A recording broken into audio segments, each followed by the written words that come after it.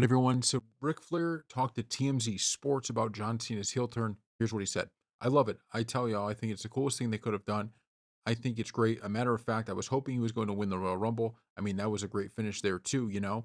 So I'm excited for him. Now, this is a little bit different than the initial response he had to the heel turn, where obviously he was kind of kayfabe a little bit, but he was, attacking Cena in a way.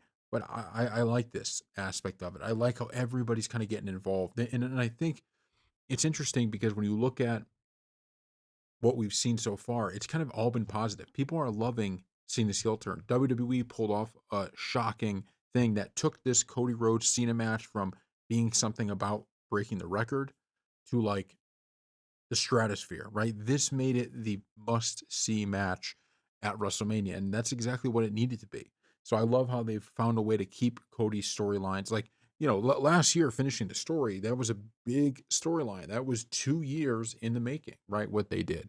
And yet somehow I feel like they kind of got one that's almost bigger this year. I mean, they're really doing a good job at telling the story.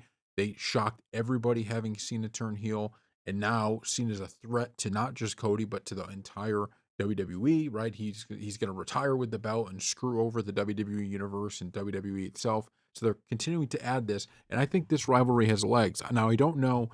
I shouldn't say this rivalry has legs. What I should say is this storyline has legs because I think what they're going to end up doing is they'll spoiler here. I think Cena's going to win, and they're going to continue to have him, kind of pushing this narrative and let him have a little bit of a title run at the end. So WWE has booked this phenomenal so far. I would have never in a million years thought anything we've seen so far with John Cena in this farewell tour would have happened, and that makes it all the better because I think they're doing everything that we would have wanted to see. That's the bottom line. So thank you all for watching, and we'll see you next time.